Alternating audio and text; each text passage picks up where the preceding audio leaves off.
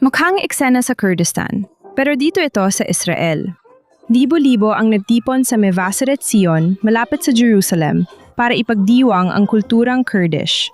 Hindi rin ito bago. Sa higit 10 taon, tampok sa pista ang tradisyonal na musikang Kurdish, sayawan at pagkain na bahagi ng hapagkainan sa Israel. Hindi nagkataon ang lokasyon. Parte ng Mevasseret Zion ay itinayo noong unang bahagi ng dekada 50 para sa mga bagong imigrante. Marami sa kanila ay mga Judeong Kurdish na tumulong magtatag ng komunidad. Narito tayo upang ipagdiwang ang pista ng mga Kurdish para sa ating mamamayan. Parehong Kurdish at hindi Kurdish. Si Mayor Yoram Shimon, isang proud na miyembro ng komunidad ng mga Kurdish sa Israel, ay nagsabing mas malalim ang kahulugan ng ganitong okasyon ngayong panahon ng digmaan. Kung saan ang mga Kurdish mula sa iba't ibang bahagi ng reyon, mula Iraq hanggang Iran at pati na rin sa Syria ay naapektuhan. At ngayon, mahalaga ito sa amin, lalo na ngayong panahon ng digmaan na palakasin ang katatagan ng aming komunidad na bahagi ng pambansang katatagan ng bayan ng Israel. Para sa maraming dumalo sa pista, ang pagpapanatili ng tradisyon ng Kurdish ay pagpapanatili rin ng libu-libong taong kasaysayan.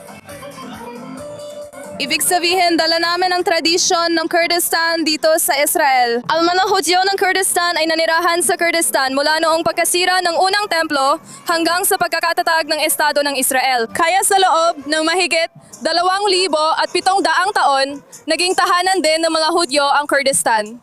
At nang dumating ang mga Hudyo ng Kurdistan sa Israel, dala nila ang magandang kultura, ang kamanghamanghang pagkain, at binalari nila rito ang marami sa mga lasa at kagandahan ng rehiyon. May mensahe si Eliana sa wikang Kurdish para sa mga manonood sa mundo. Sanay laging payapa ang mga Kurdo at Kurdistan at magkaroon ng pagkakataong magtulungan ang mga Kurdo at Hudyo. Kalabeni Kurdistano Israel. Umaasa kami na magiging payapa ang mga Kurdo at ang Kurdistan at makakapagtrabaho sila. Mahalagang bahagi pa rin ng kultura ng Israel ang mga tradisyon ng mga Kurdo.